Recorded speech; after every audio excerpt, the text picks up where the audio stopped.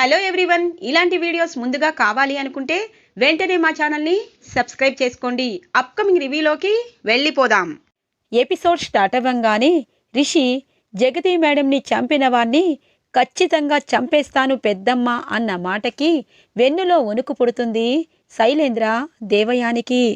రిషి జగతి photo దగ్గరికి వెళ్ళి, అమ్మా నీ మీద ఒట్టేసి చెప్తున్నాను, ఖచ్చితంగా వాణ్ణి నీ దగ్గరికి పంపిస్తాను, లేదమ్మా నీ దగ్గరికి పంపించను, ఎందుకంటే నువ్వు మంచిదానివమ్మా, నువ్వు స్వర్గంలో ఉంటావు, వాణ్ణి నరకానికి పంపిస్తాను, వాడు ఎక్కడ దాక్కున్నా వదిలే ప్రసక్తే లేదు, మనుషుల్ని చంపే వాళ్ళకి ఈ భూమి మీద బ్రతికే హక్కు లేదమ్మా అని ఎమోషనల్గా ఇక రిషి జగతి ఫోటోకి చెప్తూ సింహంలా గర్జిస్తూ ఉంటారు.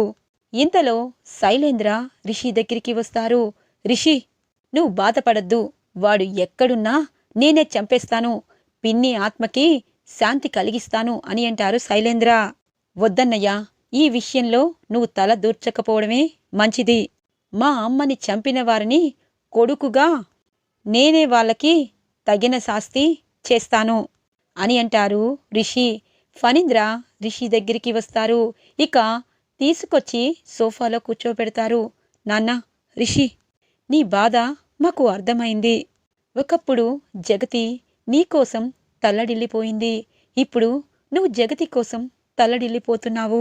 నీకు ఉన్న కోపం బాధ నాకు అర్థమవుతుంది. వాడు ఇప్పుడు కనిపించినా నేనే వాణ్ణి చంపేస్తానేమో. నువ్వు ఆవేశపడి మహేంద్రని బాధ పెట్టద్దు. నువ్వు వసుధార సంతోషంగా ఉంటే మహేంద్ర హ్యాపీగా ఉంటాడు, లేకపోతే జగతి జ్ఞాపకాలతోనే కుమిలిపోతూ అదే గదిలో ఉండిపోతాడు. రిషి, పెదనాన్నగా చెప్తున్నాను, మహేంద్రని మనిషిగా మార్చాలి, తన బాధని తగ్గించాలి, అలాగే DBST కాలేజీ పగ్గాలు కూడా నువ్వే చేపట్టాలి, మునుపటి ఇంటి కలని నువ్వే తేవాలి నాన్నా అని అంటారు ఫణీంద్ర. పెదనాన్న, మీరేమీ కంగారు పడద్దు, నేనొక నిర్ణయానికి వచ్చాను, ఆ నిర్ణయం రేపు మీకే తెలుస్తుంది. వస్తారా? రెడీ అయ్యావా? మనం అర్జెంటుగా పోలీస్ స్టేషన్కి వెళ్ళాలి అని అంటారు రిషి. ఇంతలో ఇన్స్పెక్టర్ గారే ఇంటికి వస్తారు. ఇక ఇన్స్పెక్టర్ రావడంతోనే, రిషి సార్, మీ అమ్మగారిని చంపిన వ్యక్తి దొరికాడు అనగానే ఒక్కసారిగా అందరూ షాక్ అవుతారు. దొరికాడా? వాణ్ణి నేనే చంపేస్తాను అనగానే, ఆగండి రిషి సార్, దొరికాడు గాని శవంగా దొరికాడు. ఎవరో తెలివిగా సాక్ష్యాలను కూడా మాయం చేయడం కోసం తనని చంపేశారు అని అంటారు ఇన్స్పెక్టర్. ఇక శైలేంద్ర లోపలే నవ్వుకుంటూ ఉంటారు. ఏ పనైనా పర్ఫెక్ట్గా చేస్తేనే కదా ఒక అందం చందం ఉంటుంది. సగం పని చేస్తే నేను ఈ ఇంట్లో కులాసగా ఎందుకు కూర్చుంటాను? ఎక్కడో జైల్లో ఊచలు లెక్క పెట్టుకుంటాను. అందుకే వాడిని వెయ్యడానికి స్వయంగా వెళ్ళి వేసేసి వచ్చేశాను. ఇటువైపు పిన్నిని లేపేశాను. ఈ శైలేంద్రని పట్టుకోవాలంటే మీ వల్ల ఎప్పటికీ కాదు అని చెప్పి మనసులో అనుకుంటారు శైలేంద్ర. ఏంటి ఇన్స్పెక్టర్, జగతిని చంపిన వ్యక్తిని కూడా చంపేశారా? ఇప్పుడు ఎలా అని అంటారు ఫణీంద్ర. సార్, మీరేమీ కంగారు పడద్దు, హంతకుడు ఏదైనా ఒకటి ఆధారం వదిలి వెళ్తాడు కదా. ఇప్పుడు అతని సెల్ ఫోన్ తన చేతిలోనే ఉండిపోయింది. ఆ సెల్ ఫోన్ని మేము స్వాధీనం చేసుకున్నాము. ఖచ్చితంగా అతను లాస్ట్ కాల్స్ ఎవరితో మాట్లాడాడని తెలిస్తే హంతకుడు దొరికిపోతాడు అని అంటారు ఇన్స్పెక్టర్. ఎప్పుడు దొరుకుతారు? ఆ సెల్ ఫోన్ ఆధారం తీసుకున్నారు కదా అని అంటారు రిషి. తీసుకున్నాం సార్, రేపటికల్లా మీ అమ్మగారిని చంపిన వ్యక్తి మీ కళ్ళ ముందుకు వస్తారు అని చెప్పి ఇక ఇన్స్పెక్టర్ వెళ్ళిపోవడంతో మహేంద్ర కిందికి దిగుతూ వస్తారు. తూలిపోతూ ఉన్న మహేంద్రని పట్టుకుంటూ, డాడ్, మీరు చాలా నీరసంగా ఉన్నారు, మీరు ఏమీ తినటం లేదు డాడ్, రండి అని చెప్పి జాగ్రత్తగా బాధగా సోఫాలో కూర్చోబెడతారు మహేంద్రని. వస్తారా? డాడ్కి జ్యూస్ తీసుకునిరా అని అంటారు. సరే సార్ అని చెప్పి వంటగదిలోకి వెళ్తుంది వసుధార. డాడ్, మీరు బాధపడుతూ ఉంటే నాకు మరింత బాధ పెరుగుతుంది. డాడ్, అమ్మని చంపిన వ్యక్తి రేపు మనకి దొరకబోతున్నాడు. వాడు అమ్మని ఎందుకు చంపాలనుకున్నాడో, అసలు ఎందుకు చంపాడు అన్న అవకాశం కూడా ఇవ్వన్ డాడ్ అనగానే, రిషి, నాన్న ఆవేశపడకు, వాడు ఎవరో అన్నది నువ్వు ఇన్స్పెక్టర్ చెప్తేనే తెలుస్తుంది, కానీ నాకు ఎప్పుడో తెలుసు అని అంటారు మహేంద్ర.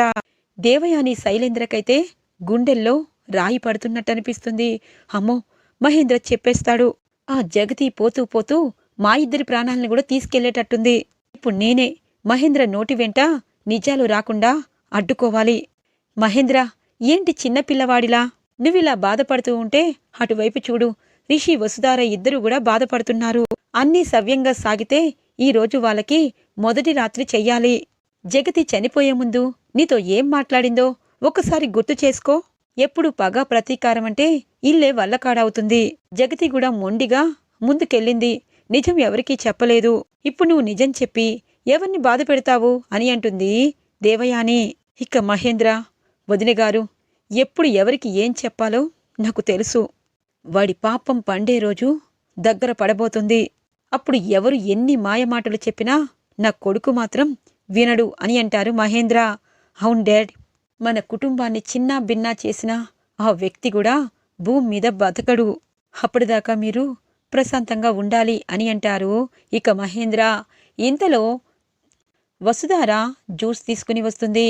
ఇక ఆ జ్యూస్ చూడగానే వసుధారాకి అలాగే ఇక రిషికి ఒకప్పుడు ఎంగేజ్మెంట్లో జగతి మేడం శైలేంద్ర ఇచ్చిన జ్యూస్ని తాగనివ్వకుండా శైలేంద్రని తప్పుబట్టడం గుర్తుకు వస్తుంది.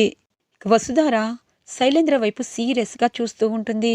శైలేంద్ర వసుధారని చూస్తూ తలదించుకుంటారు. డాడ్, జ్యూస్ని తాగండి అని చెప్పి పాపం దగ్గరుండి తనకి జ్యూస్ అనేది తాగిపిస్తూ ఉంటారు రిషి.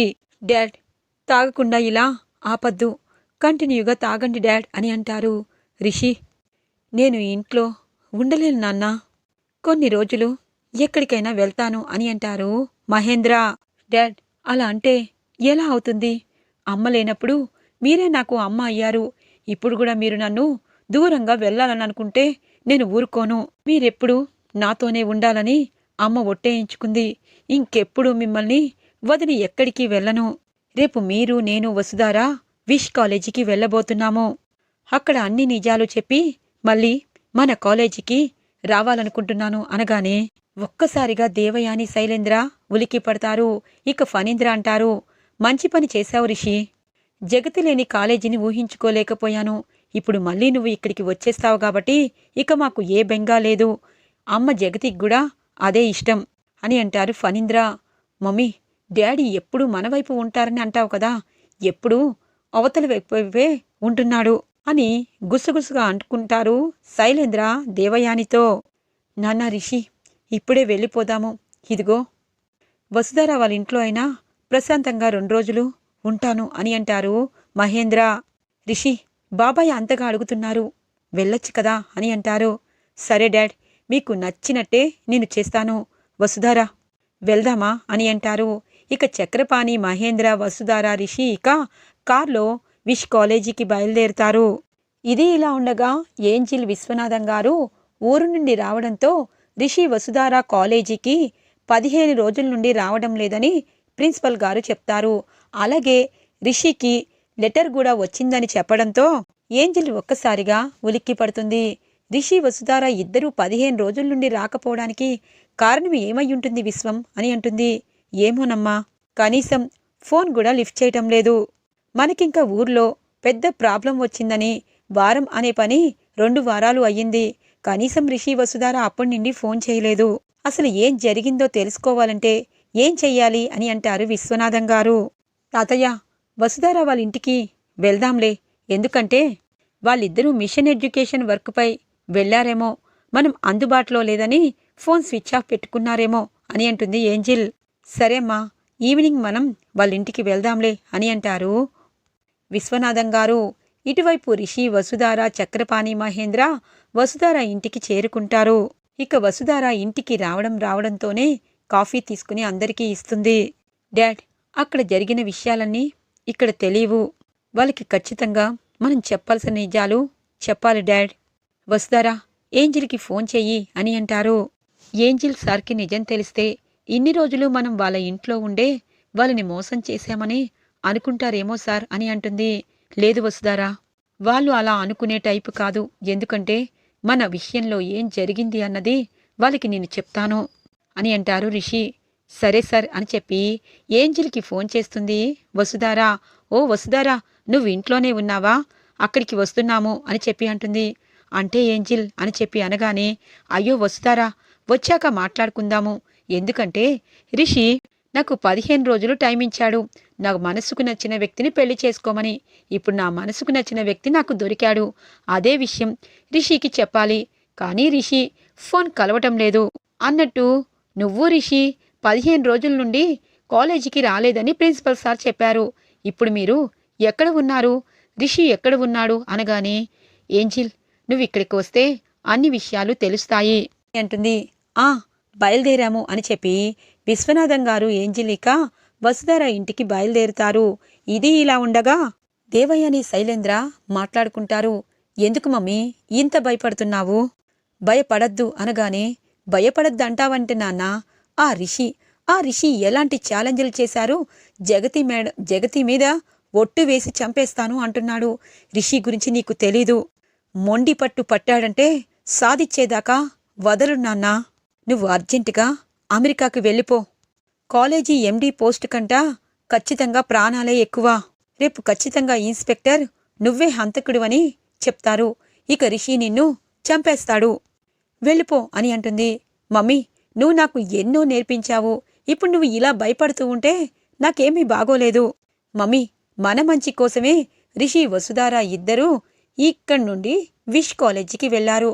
అక్కడ నా మనుషుల్ని పెట్టించాను. ఇద్దరినీ ఒకేసారి చంపేస్తారు. ఎందుకంటే శత్రుశేషం అస్సలు మిగలకూడదు మమ్మీ. ఇప్పుడు రిషిని చంపాననుకో, వసుధార వస్తుంది. ఆ ఆశయం కోసం వసుధారాని చంపితే రిషి నన్ను చంపేస్తాడు. అందుకే ఇద్దరినీ చంపేస్తున్నాను. పిన్ని దగ్గరికి కొడుకు కోడలు వెళ్ళిపోతున్నారు అని అంటారు శైలేంద్ర. ఇది ఇలా ఉండగా ఏంజిల్ విశ్వనాథం గారు ఇక వసుధార ఇంటికి వచ్చి వసుధార రిషిని చూసి షాక్ అయిపోతారు. ఇక చక్రపాణి జరిగిన విషయమంతా చెప్తారు. ఇక అవన్నీ విన్నాక, అందుకే నా అంకుల్, మీరు అప్పుడప్పుడు రిషిని అల్లుడు గారు, ఇదిగో ఇక్కడ రిషి నా కొడుకు అని అంటారు. అర్థమైంది. మంచివారందరూ మా ఇంట్లో చేరారు అని అంటుంది ఏంజిల్. ఇంతకీ రిషి వసుధార పెళ్లి అయిపోయింది, హ్యాపీగా ఉన్నారు. నాకు కూడా పెళ్లి చేసి రిషి ఉంటాడు. ఇంతకీ జగతి మేడం కనిపించటం లేదు అని అంటుంది ఏంజిల్. ఇక వసుధార ఏడుస్తూ, జగతి మేడంని ఎవరో చంపేశారు ఏంజిల్, మా అత్తయ్యని చంపేశారు అని చెప్పి అంటుంది. దానివల్లే తన కోరిక మేరకు మేమిద్దరం పెళ్లి చేసుకున్నాము అని అంటుంది వసుధార. ఒక్కసారిగా విశ్వనాథం గారు ఏంజిల్ ఇక షాక్ అయిపోతారు. ఏం మాట్లాడాలో వాళ్ళకి అర్థం కాదు. ఇక రిషిని మహేంద్రని ఇక వసుధార చక్రపాణ్ణి ఓదార్చి ఏంజిల్ అలాగే ఇక విశ్వనాథం గారు వాళ్ళ ఇంటికి వెళ్ళిపోతారు. ఈవినింగ్ అవుతుంది. ఇక ప్రిన్సిపల్ సార్ పాండ్యన్ని తన క్యాబిన్లో పిలిపించి, రిషి మీ ఇంట్లోనే ఉన్నారంట, తన కోసం లెటర్ వచ్చింది, 15 డేస్ అయ్యింది. రిషి సార్ ఎక్కడ ఉన్నా తనకి ఈ లెటర్ ఇచ్చేసే అని అంటారు. సరే సార్ అని చెప్పి పాండ్యన్ ఆ లెటర్ తీసుకుని వసుధార ఇంటికి వస్తారు. మేడం, రిషి సార్కి లెటర్ వచ్చింది. రిషి సార్ మీరు పెళ్లి చేసుకున్నారని నాకు తెలుసు మేడం. రిషి సార్కి ఈ లెటర్ ఇచ్చేయండి అని చెప్పి పాండ్యన్ వెళ్ళిపోతారు. ఇక రిషి ఒంటరిగా గదిలో కూర్చుని ఆలోచిస్తూ ఉంటారు. ఇంతలో వసుధార తనపై చెయ్యి వేసి రిషికి జగతి రాసిన లెటర్ని అందిస్తుంది. ఇది జగతి మేడం రైటింగ్లా ఉందే, అంటే మేడం ఏదో రాసినట్టున్నారు. సార్, ఇది జగతి మేడం రాసిందే అనగానే, అవునా వసుధారా, అమ్మ నాకు ఏదో చెప్పాలని అనుకుంది, కనీసం లెటర్లో అయినా రాయాలని అనుకుంది, ముందు లెటర్ చదవాలి అని చెప్పి లెటర్ని ఓపెన్ చేస్తారు రిషి. ఆ లెటర్లో గుండె పగిలే నిజాలను విని కుప్పకూలిపోతారు రిషి. తన పక్కనే ఉండి తన అమ్మని చంపి తనని చంపాలనుకున్న శైలేంద్రనే హంతకుడని తెలుసుకుంటారు రిషి. ఈరోజు ఎపిసోడ్ ఇలా ఇంట్రెస్టింగ్గా ఎండ్ అవుతుంది ఫ్రెండ్స్. రాబోయే ఎపిసోడ్స్ కోసం మా ఛానల్ని సబ్స్క్రైబ్ చేసుకోండి. Thanks for watching friends.